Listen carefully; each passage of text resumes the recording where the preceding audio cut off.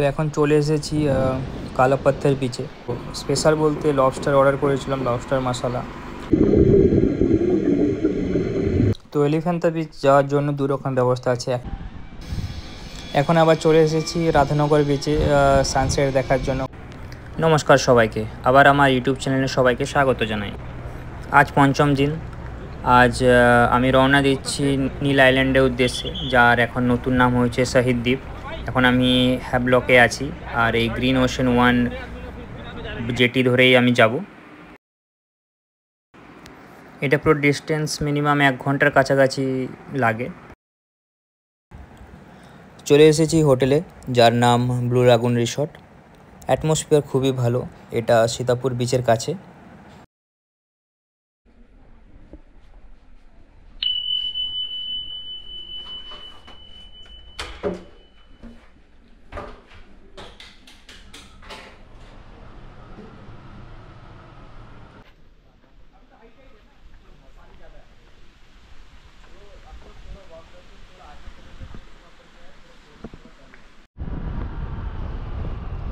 এখন যাচ্ছি ভরতপুর বিচ।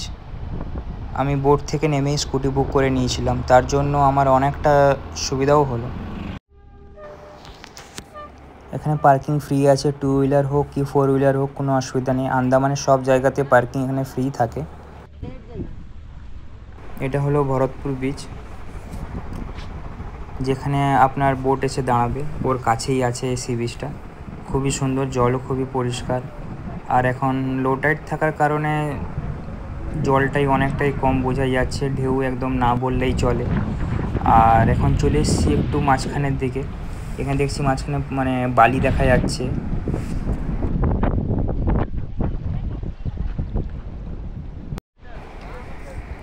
এখন চলে এসেছি লক্ষ্মণপুর 2 বিচটা দেখার জন্য।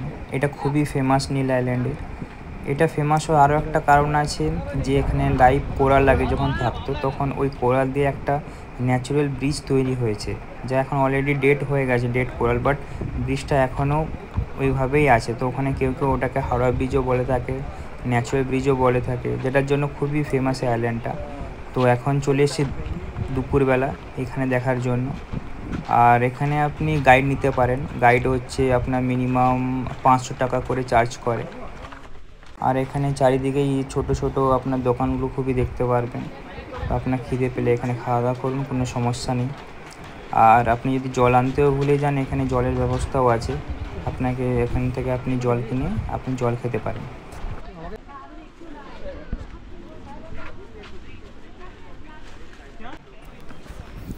এখন দুপুরবেলা, তো লো টাইড থাকে এখানে প্রচুর, তার জন্য সমুদ্রের জলটা অনেকটাই পিছনে।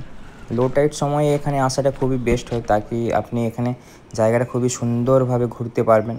যদি হাই টাইড থাকে তখন জল চলে এলে তখন এখানে ওরা যেতে বারণ করে। জলের নিচে এভাবে আপনি ছোট ছোট মাছ প্রচুর দেখতে পাবেন। এটা হচ্ছে সেই বিখ্যাত ন্যাচারাল ব্রিজ, যেটা কোরাল জমা হয়ে হয়েই ব্রিজটা তৈরি হয়েছে। এখানে আপনাকে খুবই সাবধানে হাঁটতে হবে, কারণ এখানে পা স্লিপ করার চান্স প্রচুর বেশি।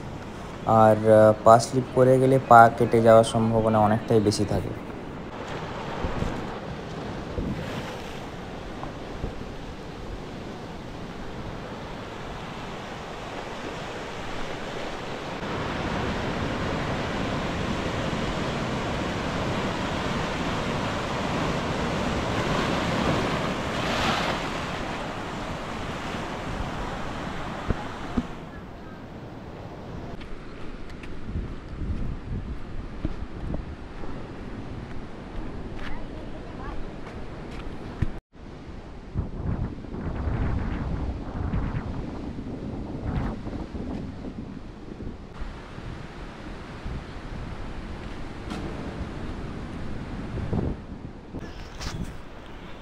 নীল আইল্যান্ডে সানসেট দেখার জন্য সবথেকে বেস্ট প্লেস হচ্ছে লক্ষ্মণপুর 1 বিচ।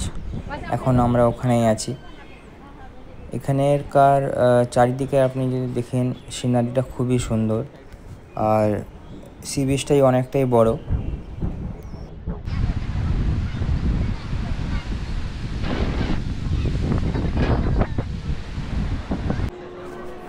এটা হলো লক্ষ্মণপুর 1 বিচের মার্কেট। রাতের বেলাও 8টা পর্যন্ত আপনি এটা ওপেন পাবেন। আজকে ষষ্ঠ দিন। নীল আইল্যান্ডে একদিনের জন্য প্ল্যান করেছিলাম, এখন চলে যাচ্ছি পোর্ট ব্লেয়ারে।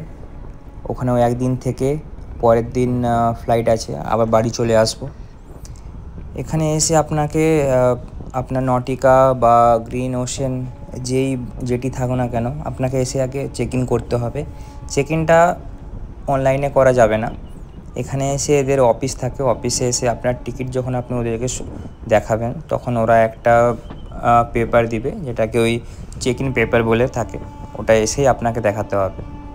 আমার এখানে খুবই লেট হয়ে গেছিলো, মানে আমি এসলাম আগে থেকে, কিন্তু আগে যেটা লেট করেছিল বলে তখন অতটা বোঝা যায়নি। অলমোস্ট লাস্ট মোমেন্টে গিয়েই আমি সিটটা ধরেছি। এটাতে আমি রয়্যাল ক্লাসের টিকিট বুক করেছিলাম, যেটার প্রাইস পড়েছিল 1700 টাকা করে। খুবই সুন্দর সিট, খুবই কমফোর্টেবল এটা। এখন যে বোটে করে যাচ্ছি তার নাম হচ্ছে গ্রিন ওশেন 2।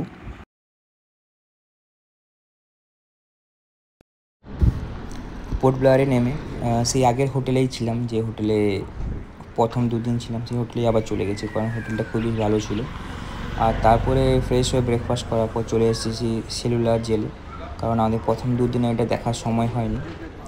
তো এখানে 30 টাকা করে টিকিট থাকে, আর সকালে এটা 12টা পর্যন্ত খোলা থাকে, তারপরে দুপুর 1:30টা থেকে আবার খোলা থাকে, মাঝখানে 1-1.5 ঘন্টা ওদের লাঞ্চ ব্রেক থাকে।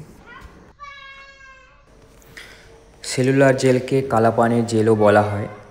এখানে আমাদের স্বাধীনতা সংগ্রামীদের আটকে রাখা হতো জেলের মধ্যে, খুবই শাস্তি দেওয়া হতো। এখানে জেলগুলো খুবই ছোট, এরিয়াটা খুবই ছোট, আর একটা জেলে একজনকেই রাখা হতো। আর এমনভাবে এটা বানানো হয়েছিল যাতে একজন আরেকজনের সঙ্গে কথা না বলতে পারে, আর কেউ যাতে না পালাতে না পারে, কারণ এখানে একটা আইল্যান্ডের মধ্যেই এত বড় একটা জেল বানানো, আর আপনি এখান থেকে যদি পালিয়েও যান তবুও কিন্তু চারিদিকে সমুদ্র, তো ওখান থেকে জীবিতভাবে ফিরে আসা খুবই একটা মুশকিল ব্যাপার। এটাতে পুরো টোটাল 7টা উইংস ছিল আগে, তারপরে ভূমিকম্পের কারণে ওয়ার্ল্ড ওয়ার 2-তে 4টে উইংস ভেঙে পড়ে যায়, তো এখন বর্তমানে 3টে উইংসই আছে। সেলুলার জেলের কথা শুনলে প্রথমেই মাথায় আসে বীর সাভারকরজি। উনি আমাদের দেশ স্বাধীনতা পাওয়ার জন্য প্রাণপণ চেষ্টা করেছেন। এই ঘরেই ওনাকে রাখা হতো।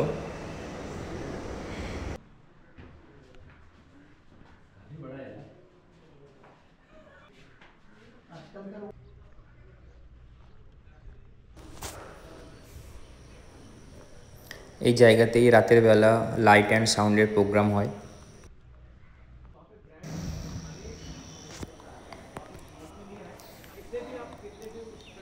এটা হচ্ছে অয়েল মিল। এখানে আমাদের স্বাধীনতা সংগ্রামীদের ডেকে এনে নারকেল তেল বের করতে বলতো, তারপরে অনেক কষ্ট দিত ওদেরকে, কারণ ওদেরকে একদিনে এক একজনকে মিনিমাম 30 কেজি করে তেল বের করতে হতো। যদি ওরা তেল বের করতে না পারতেন তাহলে ওনাদের খুবই শাস্তি দেওয়া হতো।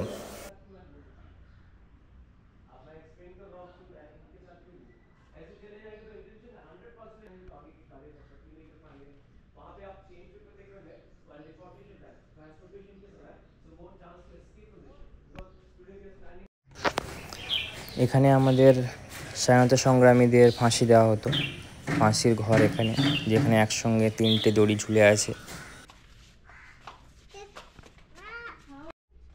আর এটা হচ্ছে ওই যে ফাঁসির ঘর, ওটার নিচের জায়গা যেখানে ফাঁসি দেওয়ার পর বডি এখানেই ঝুলে থাকতো। সেলুলার জেল দেখার পরে এখন চলে যাচ্ছি চিড়িয়াটাপুর উদ্দেশ্যে, কারণ ওখানে সানসেটটা দেখব, খুবই সুন্দর সানসেট ওখানে দেখা যায়। চিড়িয়াটাপুর কাছেই এখানে একটা জুওলজিক্যাল পার্ক আছে, এখানে 20 টাকা করে টিকিট।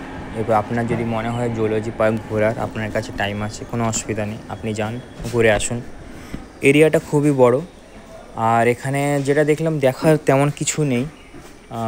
এটা ফেমাস হচ্ছে বেশিরভাগ কুমিরের জন্য, কারণ এখানে অনেক প্রজাতির কুমির আছে, কারণ আমি বেশি না কুমির আর হরিণটাই বেশি দেখতে পেলাম, এছাড়া আমার খুব একটা খাস এটা মনে হলো না।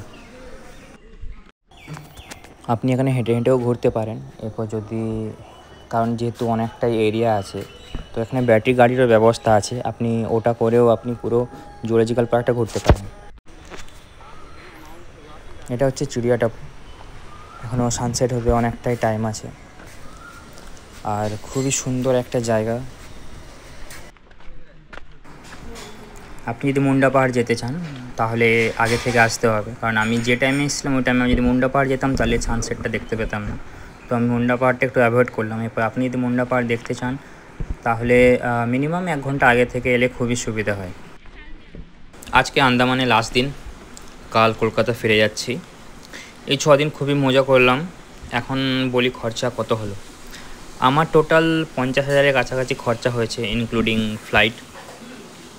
আমার হোটেলগুলো 2 থেকে 2,500 করে ছিল, তো 6 দিনে 12 থেকে 13,000 খরচা হয়েছে।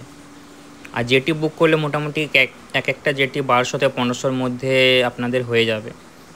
এরপরে 3টে জেটি থাকে আন্দামান থেকে, মানে পোর্ট ব্লেয়ার থেকে হ্যাভলক, হ্যাভলক থেকে নীল আইল্যান্ড, আবার নীল আইল্যান্ড থেকে পোর্ট ব্লেয়ার আসবেন। তো ওই হিসাবে মিনিমাম 5,000-এর কাছাকাছি জেটির খরচা ধরে রাখুন। আর খাওয়া দাওয়া একদিনে 600 থেকে 700 অ্যাপ্রক্স, আপনি যদি কম করে খাওয়া দাওয়া করেন। আমার একটু বেশি হয়েছে কারণ আমি এখানে প্রচুর নতুন মাছ ট্রাই করেছি, তো ওই হিসাবে ধরতে গেলে একটু বেশি খরচা হয়েছে। বাকি পুরোপুরি আমি যদি বলতে পারি খুবই একটা ভালো ট্রিপ আমার গেল, আর খুবই মজা করলাম। আশা করি আপনাদের এই আমার 3টে পার্ট দেখে খুবই ভালো লেগেছে এই ব্লগটা। যদি আপনাদের ব্লগ খুব ভালো লেগে থাকে এই ভিডিওটা শেয়ার করুন, তাও আমাকে ইনস্টাগ্রামে ফলো করতে পারেন, আমি সব সময় ইনস্টাগ্রামে অ্যাক্টিভ থাকি। তাহলে এই ভিডিওটা আমি এখানেই শেষ করছি, পরে আবার নতুন ব্লগে দেখা হবে।